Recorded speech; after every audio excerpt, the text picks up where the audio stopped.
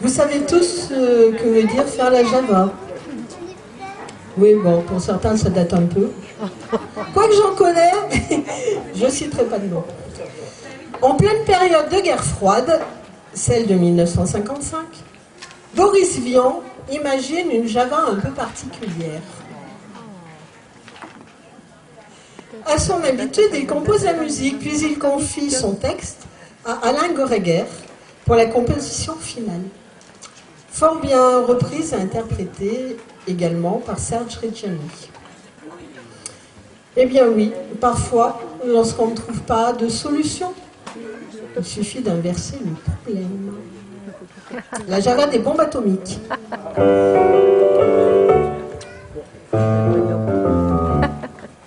Mon oncle, fameux bricoleur, faisait en amateur des bombes atomiques.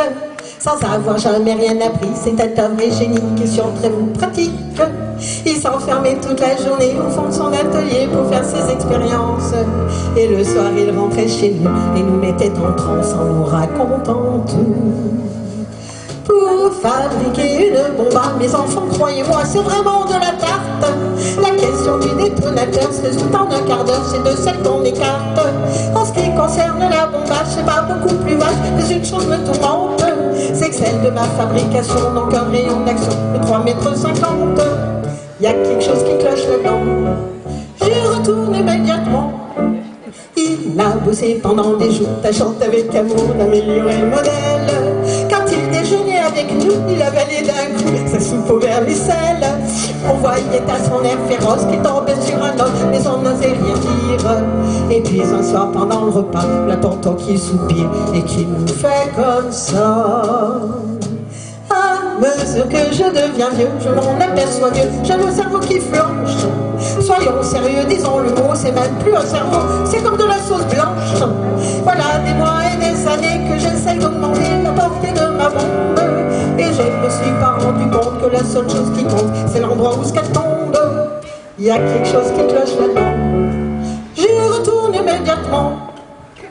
Ça chantre sur le résultat. Tous les grands chefs d'État lui aura y visite. Il est reçu et s'excusa de ce que sa Kenya était aussi petite. Mais sitôt qu'ils sont tous entrés, les enfermés, en disant soyez sages.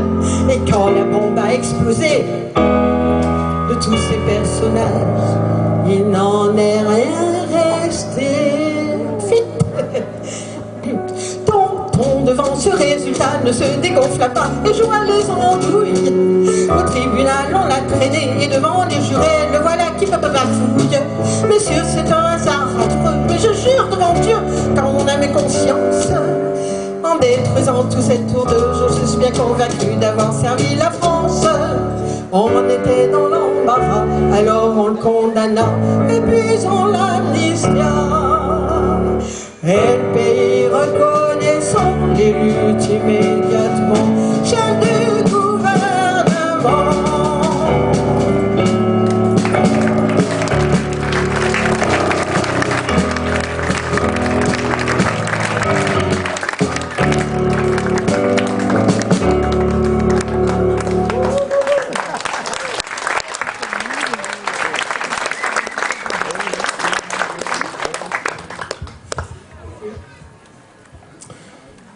Il a fait chanter pendant de nombreuses années le public ravi qui venait interpréter les chansons de Brassens autour de son piano pendant les entr'actes. Monsieur Guido Thielens.